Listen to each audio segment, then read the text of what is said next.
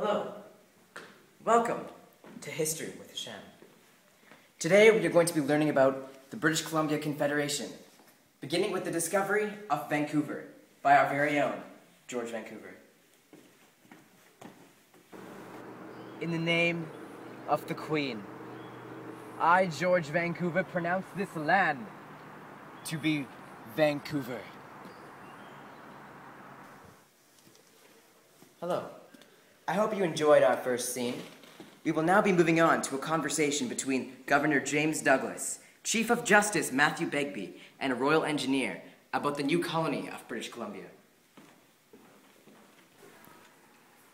I would like to welcome the both of you to the new colony of British Columbia. Sir Douglas, the gold miners from San Francisco are overwhelming. They're tearing up the streets. We must act. The path to the goldfields are too hard to endure. We need a new road, perhaps by the Fraser Canyon.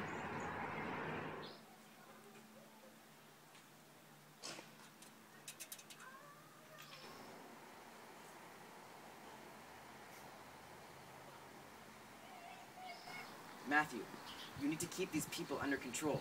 As the Chief of Justice, it is essential that you and your men control the amount of people entering the colony. What of Vancouver Island? I'll deal with that. But for now, we must harvest any land we can find that we believe will benefit our colony. I have created a 7-member legislative assembly for Vancouver Island, but I don't believe that I'll be keeping it for much longer. For now, we must deal with the masses entering our colony. We have to control the numbers. That's correct. Now you two get to work.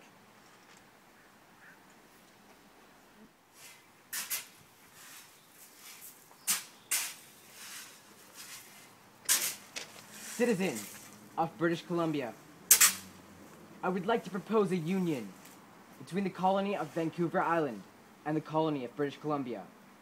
Do we have an agreement? Yeah. On this day of August the 2nd, 1866, I would like to announce that our two colonies are now joined. Finally, I would like to announce that the capital of our new colony will be Victoria. That is all. Hello. We will now be discussing a conversation between Governor Seymour, Anthony Musgrave, and Edward Smith about the Confederation of British Columbia. I've called this meeting today because we must discuss the outcome of this colony. Sir John A. Macdonald has a dream to stretch this nation from sea to sea, and we must help him see it through. Why should we join those filthy Canadians? We need to keep our ties with Britain. We have way too much debt right now. And if we join Canada, what can they give us that Britain can't? No, you two are both wrong. We must join the strongest nation out there right now. We must join America. There's no point in keeping our ties with Britain. The rest of the provinces, they've already left, and they're in a much better state than we are. I've also heard. McDonald's planning on building a railroad all the way across the nation. Imagine a whole new trading era. Well, if we choose not to join America and join Canada, the Americans can still attack us. The British military is much stronger than the Canadian military. The Americans won't have a reason to attack us if we join them. The British, they don't want us under their control anymore. They can't handle the debt we're making for them, and they don't want to be tied to us. Governor Seymour, you know this to be true. I will admit I have heard things from the British. However, there is one more point I have to bring up. I'm sure you've all heard of the dispute going on in the Red River. Do you want to join a country that is at war with itself? Exactly. Canada is not going to benefit us. We must join the United States. Enough with the United States. 139 years from now, their economic system will be terrible. Their healthcare system and education will be shot, and they'll fail as a country. Wow, you're kind of insane. Are we going to be promised a railroad if we join Canada? John A. Macdonald, he will give us anything we want, as long as we help him create his nation from sea to sea. Will we be promised to rule with a responsible government? Of course. But we have too much debt. Can we get the nation of Canada to pay off our debt and guarantee us a minimum of 6 members of parliament? Yes, we can do all these things. If it is so, are we all unanimous that we want to join Confederation? Yes, I suppose it is the best option. I concur. Fantastic. I'll tell McDonald right away. In this scene, we explore a conversation between Joseph Pope and John A. MacDonald, discussing the issues in the Red River settlement and the creation of Manitoba. This is John A. MacDonald, and that's Joseph Pope. Let's get going. If we don't stop this rebellion now, it's going to become out of hand. Louis Riel needs to be charged for the crimes he has committed. He's one of the few things left that stand in the way of our Canada from sea to sea.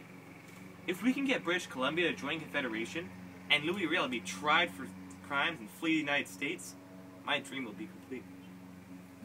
Sir, it would be simply a good idea to go along with our previous plan. The year is 1870, and we must learn to deal with these Métis. We must give the children of the Métis 200,000 hectares. If we give them this land, then they can control it with their own provisional government, and they won't be controlling any public land.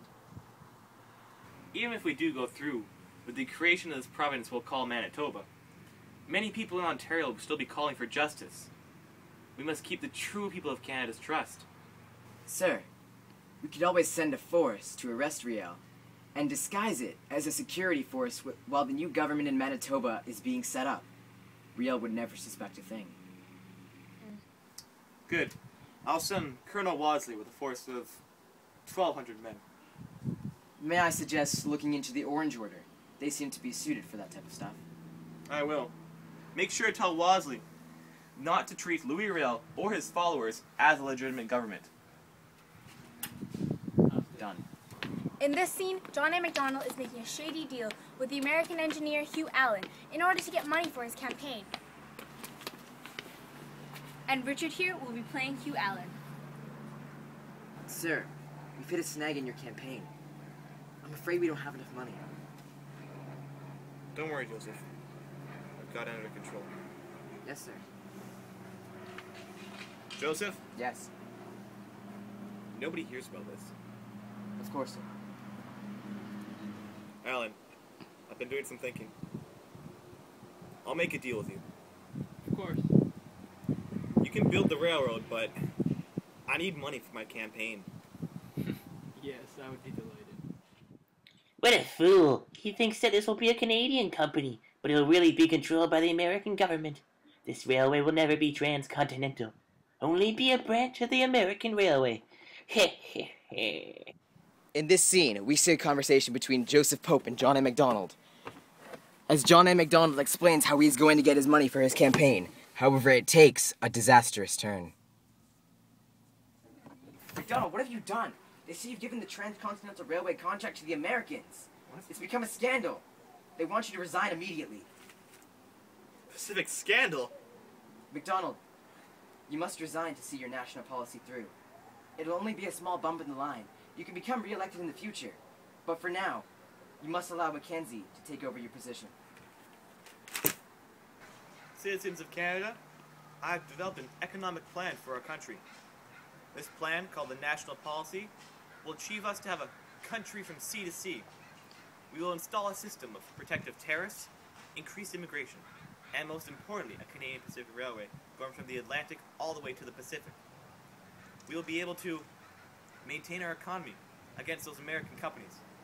We'll be able to have more people come into this glorious country. And most importantly, complete our sea-to-sea railway, our national policy. We, as a government and a country of Canada, are proud to announce that because of BC's Confederation with Canada, we are now going to have a Canadian Pacific Railway terminal in Vancouver. This will complete our national policy of having a Canada from sea to sea.